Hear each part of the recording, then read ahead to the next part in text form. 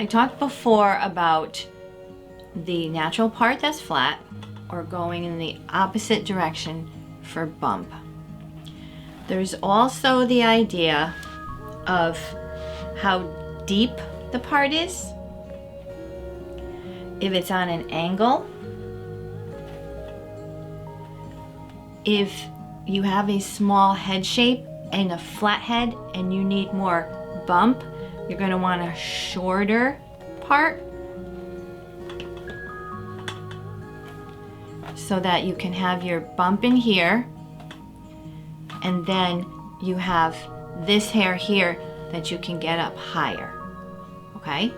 If you have a natural peak to your crown, you can have a deeper part because your bone structure is going to do a lot of work for you. That means some of this hair should be more layered, and then you're going to have more movement down the side. You might need to listen to these videos a few times to just like get it into your head and to think about, you know, what you need to do for yourself.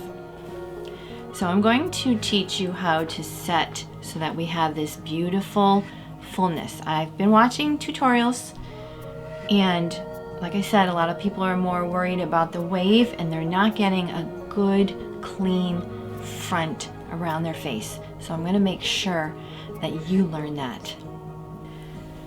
So if you go in on an angle and you keep the part short, and particularly if we're going to go in with a hot roller, the section shouldn't be any wider than the roller. That's going to give you less weight and give you a chance for more bump here. If it's on an angle, it's going to give you more hair here. If it's super far over, I mean, this is all depending on kind of the look you want.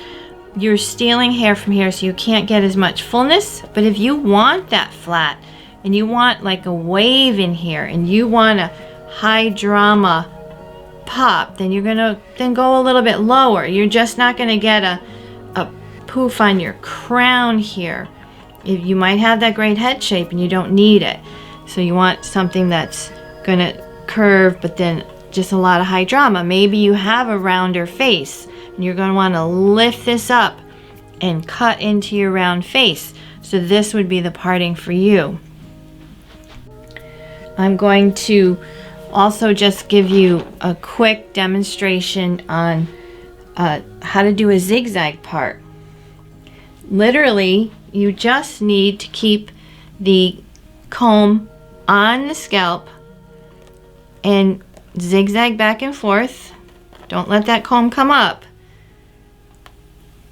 And you can create a zigzag parting that gives you, of course the mannequin heads don't have as much density, but let me do another one up here.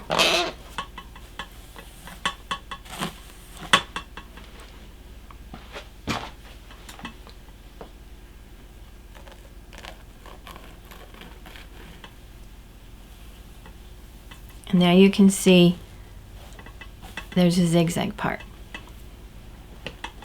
So I'm going to do, just for her, I'm going to do a little bit of a zigzag part on a shorter angle, so we have some hair left on this side, which actually is kind of right there.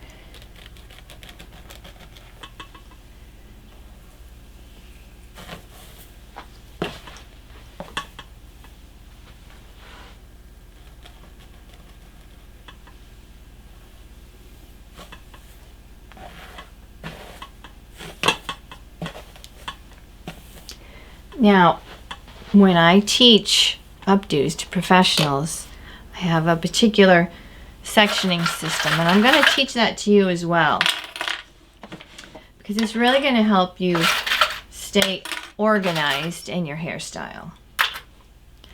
So section 1 is always the front. Whatever's going on right around the face. Side part, a dip part, 2 and 3 are the sides, 4 is the crown, and 5 is the back. So I'm going to section off 2 and 3.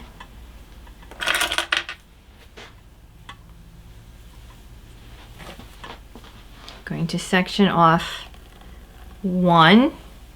Now when 1 goes to the side, it's going to morph in with whatever side it's leaning on. So 1 will now morph into side 2 or 3, whatever whatever number you want to deem it. So 1, 2, and 3. 4 is the crown.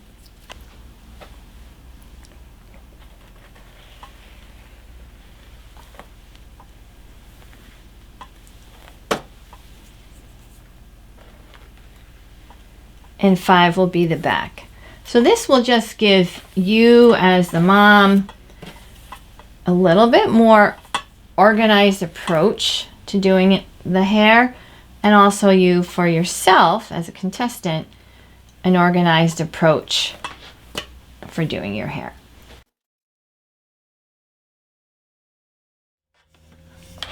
So I want a really nice pop in here. I'm going to go with a mid-size.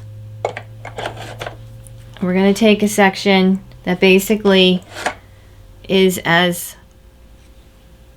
thin as this area here and as deep as this circumference, especially in the front. It doesn't have to be perfection.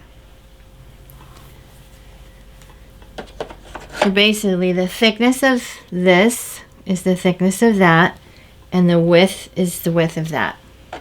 So this is like the #1 tip. If you want pop, you have to over direct the hair, and that's going to create this nice loop that you have in the front that so many people are looking to get. If you come straight down, you'll have a little bit of a loop. If you come over direct, you'll have a lot more of a loop. If you drag and put your roller in here, then that'll be flat. So it depends on what you want. For maybe a child, you don't want a big pop for like an interview or something. Maybe for glitz, you want a big pop. We're gonna go for a pop. So it's so important that the base is correct, and too many people start with the roller too high, and then you kind of can lose the hair and it can fall out. So put the roller about halfway. Wrap. You want it to be flat. Wrap. Wrap. Okay, now it's going to start to come apart. And what I do is I rake this over and try to tuck that in. So as you're raking that kind of inside. And you want to keep the hair for a nice smooth wave. You want to keep the hair flat. So I'm going to take my silver clip, and I always clip from the back because you don't want marks in the front. But I'm going to just show you what to do. So what you're going to do is one bit is going to get the roller and one bit is going to go along the scalp. But you're going to want to do it in the back. One goes along the roller and one goes along the head. You can get that nice and tight. These are fine to use in the back and underneath, but this whole top layer, you don't want any marks. Now if you want some pop on this side, you're going to want to over direct,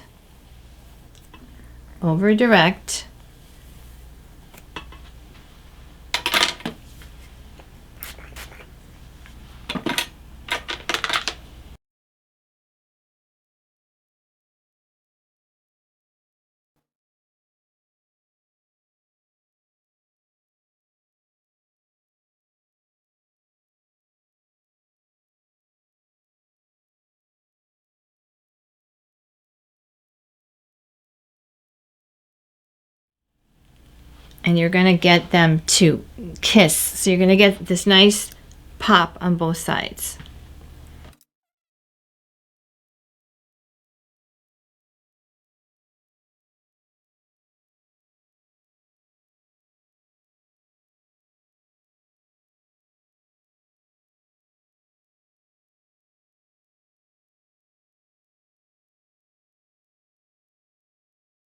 A lot of products today are created with the health of the hair in mind, which is fine for everyday use, but when you're doing pageant work, the health of the hair is not 100% in mind. Hold and design is. So it's really important that you make your environment the way that you need it to be by being sectioned and organized, and also the comfort of the child and the comfort of you.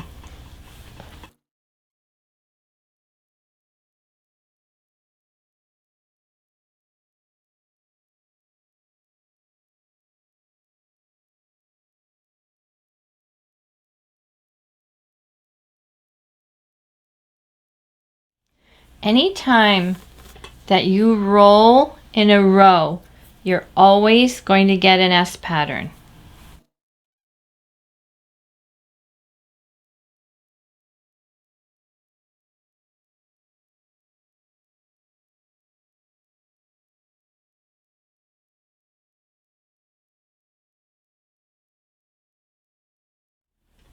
Now as you come around to the side of the face, if you want it off, if you are looking to widen your face, then you continue to over direct so you get pop.